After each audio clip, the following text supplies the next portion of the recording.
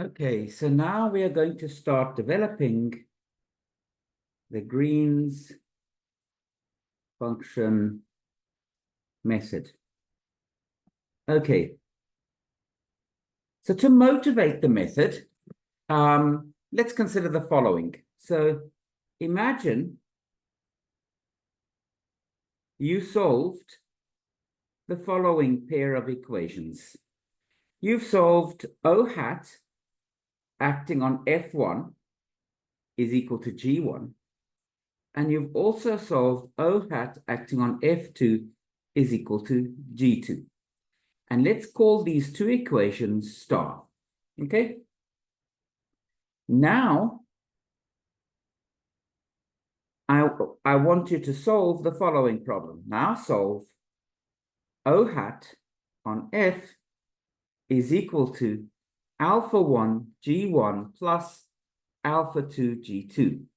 And throughout this analysis, something that is going to be important to us is that always O hat is a linear operator.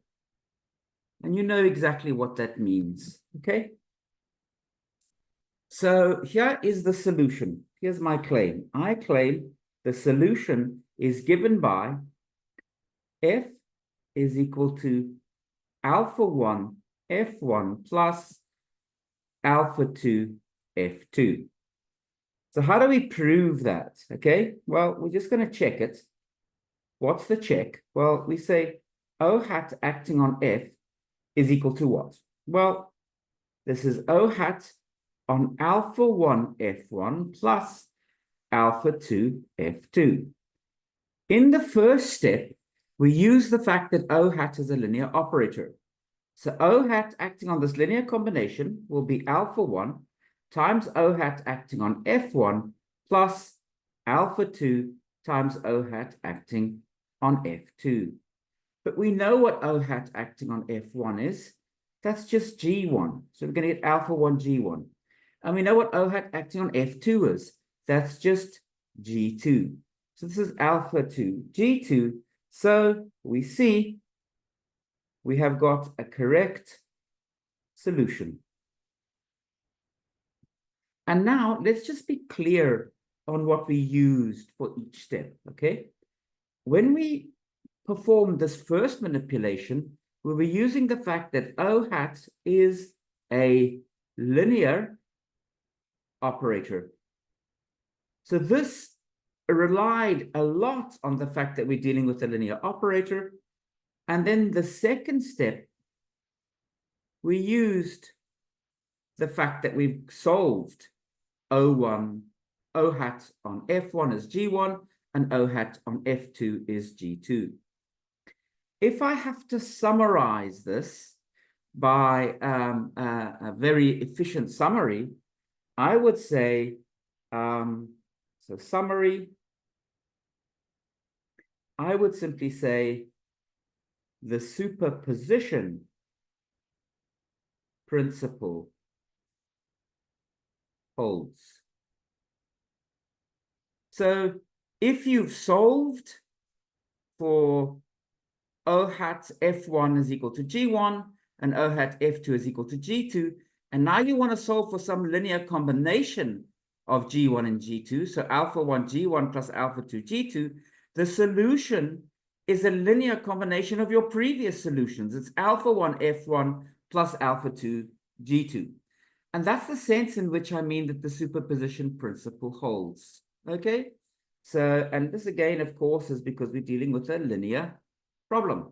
Okay, let's generalize this slightly, okay?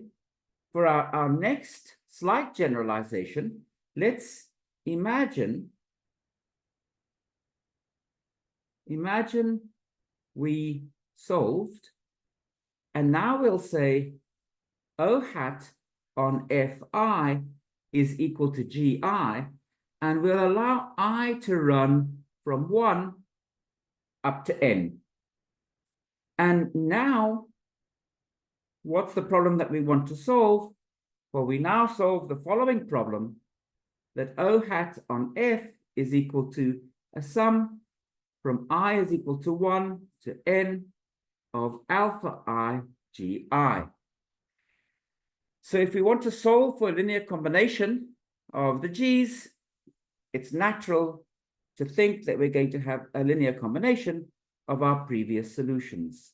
So let's take f is equal to a sum from I is equal to 1 to n of alpha I fi. Our previous statement of the superposition principle strongly suggests this, okay? And let's again maybe label a few things. So let's call, well, let's call this equation over here star with the double circle, okay? Good. Okay, so let's check. Let's check if this is a solution. So check. So what are we going to calculate? We'll let O hat act on F, and that means O hat on the sum from I is equal to 1 to n of alpha I fi. And now again, we use linearity. So acting on the sum is the same as the sum of alpha I and O hat acting on fi. So in this first step, again, we're using the fact that O hat is a linear operator. So it's crucial that we have a linear operator here. Good. And now we use star. We know that O hat acting on fi is just gi. So in the second step over here, we simply used equation star with the double circle. And once again, we see we have a valid solution. Okay, we are very, very almost done. What's the only thing that we're going to do now? We're going to look at one more generalization. And in fact, it's the kind of a thing that we've done before. So we took a single particle, generalized it to n particles, and then we allowed this index n to be continuous. So what we're going to do, we've gotten to the point where we had an index I, which took values from 1 to n. We're now going to generalize this to an index t.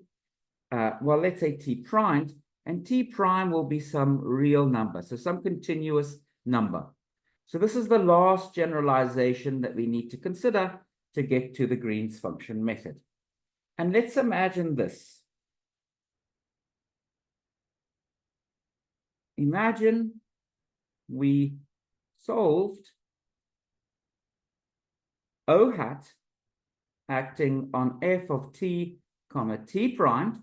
So remember what we had. Let me maybe put down what we had here just for some motivation. We had O hat acting on fi, let's say, of t, and we said that this was equal to some gi of t. Now here, the index I has been generalized. So the index I is now replaced by a continuous index t prime. So that's why fi of t has been generalized to f of t and t prime. And on the right-hand side, I will also be generalized to be some continuous index t prime. So what you might expect me to write on the right-hand side is g of t comma t prime. Actually, I'm going to be a lot more specific.